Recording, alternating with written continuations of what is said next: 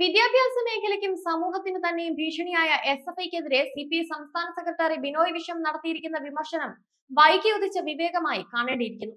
SFI എന്ന സംഘടന കേരളത്തിന്റെ വിദ്യാഭ്യാസ രംഗത്ത് അരാജകത്വം സൃഷ്ടിച്ചും ഭീഷണിയും അക്രമങ്ങളും കൊലപാതകങ്ങളും നടത്തി അഭിരമിക്കുകയും ചെയ്യാൻ തുടങ്ങിയിട്ട് പതിറ്റാണ്ടുകളായി. ക്യാമ്പസുകൾ കൈയടക്കി ഇവർ കാട്ടിക്കൂട്ടുന്ന അതിക്രമങ്ങൾക്ക് കയ്യും കണക്കുമില്ല. മറ്റ് സംസ്ഥാനങ്ങളിലെ വിദ്യാർത്ഥികളെ കൊന്നൊടുക്കുക, അധ്യാപകരെ ആക്രമിക്കുക, അപമാനിക്കുക, പരീക്ഷകൾ അലങ്കോലപ്പെടുത്തുക എന്നിവയൊക്കെ SFIയുടെ പ്രവർത്തന പദ്ധതിയാണ്. CPMന്റെയും സർക്കാരിന്റെയും പിന്തുണയോടെ ഇവർ നടത്തിക്കൊണ്ടിരിക്കുന്ന പലതരം പേക്കൂത്തുകൾ ബിനോയ് വിശ്വത്തെ പോലെയുള്ളവർ ഇതുവരെ കാണാതിരുന്നത് എന്താണ്? CPIയുടെ വിദ്യാർത്ഥി സംഘടനയെ പോലും ക്യാമ്പസുകളിൽ പ്രവർത്തിക്കാൻ അനുവദിക്കാതിരിക്കുകയും ഇതിൽപ്പെടുന്ന വിദ്യാർത്ഥിനികളെ മ്ലേച്ഛമായി അധിക്ഷേപിക്കുകയും ശാരീരികമായി ആക്രമിക്കുകയും ചെയ്തിട്ടും CPMനെ ഭയന്നും അധികാരത്തിന്റെ സുഖത്തിലമർന്നും നിഷ്ക്രിയത പാലിച്ചവരാണ് CPI നേതാക്കൾ. വൈകിയാണെങ്കിലും SFI ക്രിമിനലുകളെ തള്ളിപ്പറയാൻ ബിനോയ് വിശ്വത്തെ പോലെയുള്ളവർ തയ്യാറായത് ആശ്വാസകരമാണ്. അപ്പോഴും സ്വന്തം പാർട്ടിയുടെ മറ്റ് നേതാക്കളിൽ നിന്ന് ബിനോയ് വിശ്വത്തിന് പിന്തുണ ലഭിക്കാതിരിക്കുന്നത് ശ്രദ്ധിക്കേണ്ടതുണ്ട്.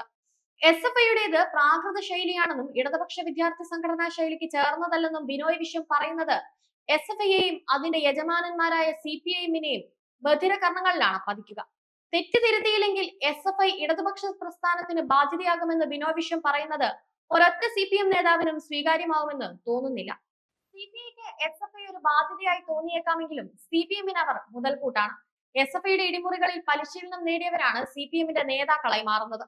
നിരവധി കേസുകളിൽ പ്രതിയും പിടികിട്ടാപ്പുള്ളിയും ഒക്കെയായ ആർഷോ എന്തൊക്കെ അതിക്രമങ്ങളാണ് സർവകലാശാലകളിൽ കാട്ടിക്കൂട്ടിയത്. പിണറായി സർക്കാരിന്റെ ഭരണഘടനാ വിരുദ്ധവും നിയമവിരുദ്ധവുമായ നടപടികളെ സ്വന്തം വിവേചനാധികാരം ഉപയോഗിച്ച് തടയാൻ ശ്രമിച്ച ഗവർണർക്കെതിരെ ഈ നേതാവ് സർവകലാശാലകൾ തോറും കയറിയിറങ്ങി കൊലവിളി നടത്തുകയായിരുന്നു. SFIയുടെ ക്രിമിനൽ കളരിയിൽ പിച്ചവെച്ച ധാർഷ്ട്യത്തിന്റെ ആൾരൂപമായ ഒരു മുൻ MLA തെരുവ് ഗുണ്ടയെ പോലെയാണ് ഗവർണർക്കെതിരെ പ്രസംഗിക്കുന്നത്. ഇയാൾക്കെതിരെ താൻ എന്ത് പറയാനാണെന്ന ഗവർണറുടെ പ്രതികരണത്തിൽ പ്രബുദ്ധ കേരളത്തിന്റെ ധർമ്മസങ്കടമുണ്ട്. കൊയിലാണ്ടി ഗുരുദേവ കോളേജ് പ്രിൻസിപ്പലിനെതിരെയാണ് ഏറ്റവും ഒടുവിലായി SFI ക്രിമിനലുകൾ വധഭീഷണി മുഴക്കിയത്. പൂക്കോട് വെറ്റിനറി കോളേജ് ക്യാമ്പസിൽ SFIക്കാർ ആൾക്കൂട്ട വിചാരണ ചെയ്ത് കൊലപ്പെടുത്തിയ സിദ്ധാർത്ഥന്റെ മുഖം ആരും മറന്നിട്ടുണ്ടാവില്ലല്ലോ.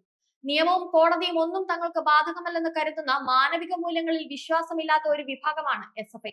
കക്ഷി രാഷ്ട്രീയ താല്പര്യം മുൻനിർത്തി ഇക്കൂട്ടരെ CPM സമ്പൂർണ്ണമായി സംരക്ഷിക്കുകയാണ്. മുഖ്യമന്ത്രി പിണറായി വിജയൻ തന്നെ ഇതിൽ മുന്നിൽ നിൽക്കുന്നു. ഡോക്ടർ സരസുവിന് SFI തീർത്ത കുഴിമാടം പ്രതിഷ്ഠാപന കലയായി കാണുകയായിരുന്നല്ലോ CPM നേതൃത്വം. ഇപ്പോൾ SFIയുടെ അതിക്രമങ്ങളെ വിമർശിച്ച ബിനോയ് വിശ്വത്തിനെതിരെയും പ്രമുഖ CPM നേതാക്കൾ രംഗത്ത് വന്നിരിക്കുകയാണ്. വിദ്യാർത്ഥികളും പൊതുസമൂഹവും SFIയെ ബഹിഷ്കരിക്കുകയാണ് വേണ്ടത്. വിദ്യാർത്ഥി രാഷ്ട്രീയം എന്നാൽ ഹിംസയാണെന്ന് കരുതുന്ന ഇവർക്ക് മാനസാന്തരം ഉണ്ടാകുമെന്ന് കരുതാനാവില്ല.